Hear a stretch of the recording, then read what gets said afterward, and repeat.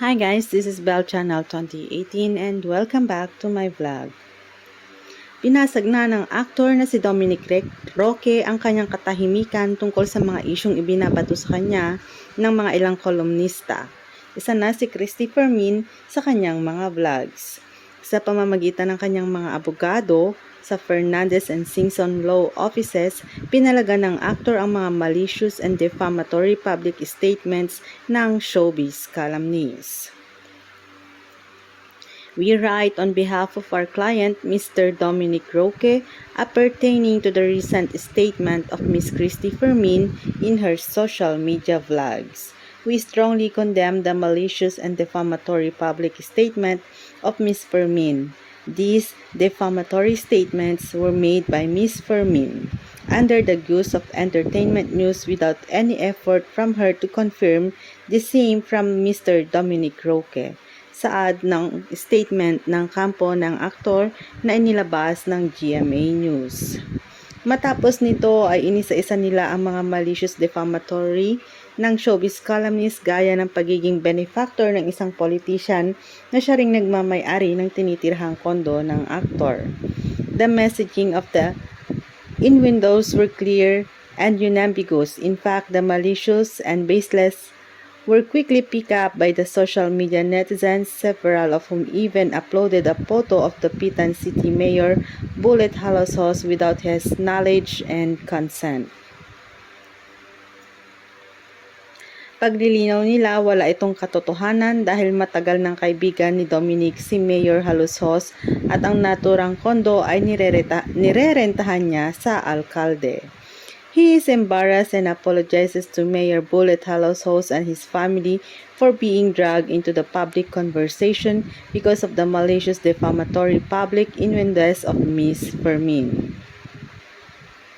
Nagsalta rin ito sa pagkakalink ng pangalan ng dating kongresistang si Bong Suntay na isa rin sa di umano'y benefactor raw ni Dominic.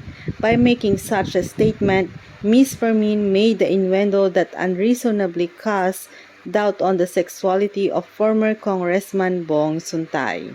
Again, Mr. Roque would like to apologize to former Congressman Bong Suntay and his family for the embarrassment caused by the deplorable innuendos made by Ms. Fermin. Nilinaw rin ito na walang pag-aaring gasolinahan ang binata.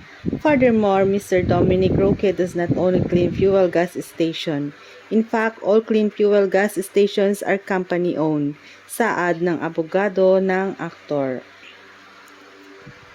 Bagamat naiintindihan raw nila na bilang artista at kilalang personalidad, bukas ang ilang parte ng buhay niya sa publiko, ngunit hindi raw lisensya ng mga mainstream media at independent vloggers ang free speech o freedom of the press dahil may mga batas na nagpoprotekta sa integridad ng isang individual laban sa public malicious and defamatory statement.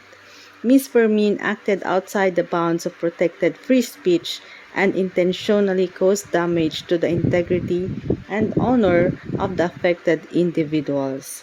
Pagbibigay din rin sa naturang statement, walang katotohanan na nagtalo sina Dominic at Peya ukol sa prenuptial agreement.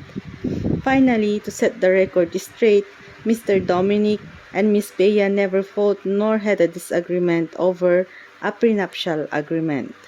Reckless statements relating to the alleged disagreement over a prenuptial agreement between them are not only unverified but merely based on speculations intended to produce a negative image of the parties concerned.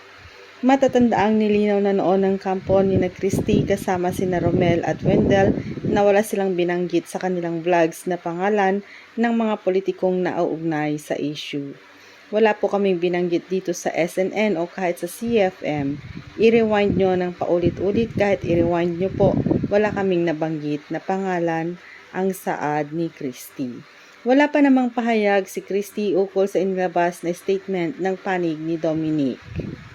Thanks guys for watching and God bless everyone.